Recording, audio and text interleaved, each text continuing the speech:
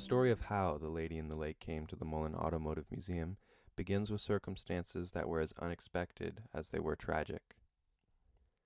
This is a story about a unique automobile and a work of art, yes, but it is also a story about bullying, and about the truly countless and creative ways people can pull together to address the special tragedy that is the loss of a young and promising life.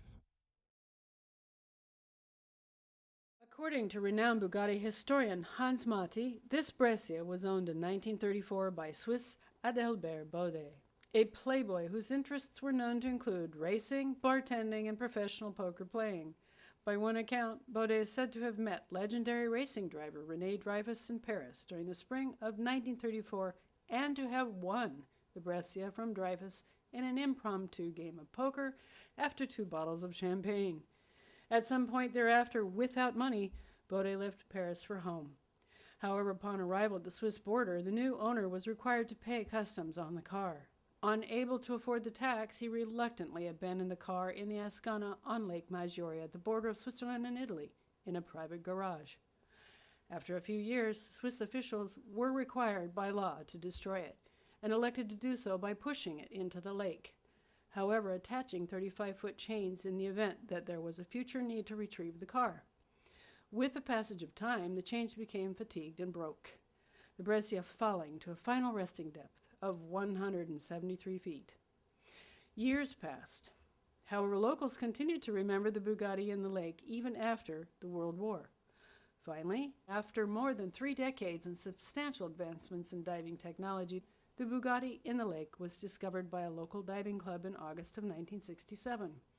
In the years that followed, it became a much romanticized part of the town lore and a local dive attraction for deep divers. And it may have stayed that way, were it not for the occurrence of a tragedy in which a young local man, Damiano Tamagni, lost his life as a result of a random and brutal beating he suffered while attending the Carnival of Locarno. With heartfelt sympathy for Damiano's grieving family, a local dive company contacted the dive club and suggested they work together to raise and sell the Bugatti to benefit the Fondazione Damiano Tamagni, a charitable foundation established to combat youth violence. The project ultimately involved more than 30 volunteers and months of planning. On July 12, 2009, in front of an assembled crowd of more than 2,000 people, this very Bugatti was lifted from Lake Maggiore, where it lay submerged for nearly 75 years. To preserve the car, they meticulously inject it with hypodermic syringes of acrylic consolidant to prevent it from crumbling to dust. The Lady in the Lake exhibits an eloquent reminder of the fate that awaits almost all examples of the automobile, perhaps the single most important technological subject of the 20th century, absent the intersection of collectors and museums.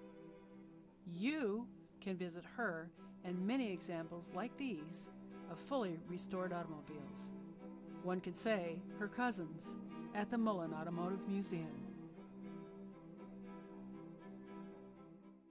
So whether you find yourself frustrated or disturbed by the seemingly never-ending plague of teen deaths resulting from bullying, the losses of people like Rehtaeh Parsons, Audrey Pott, Damiano Tamagni, and countless others, or by violence in all of its forms, take comfort in the lesson of this story and know that the list of creative and positive approaches to dealing with these problems are many and varied.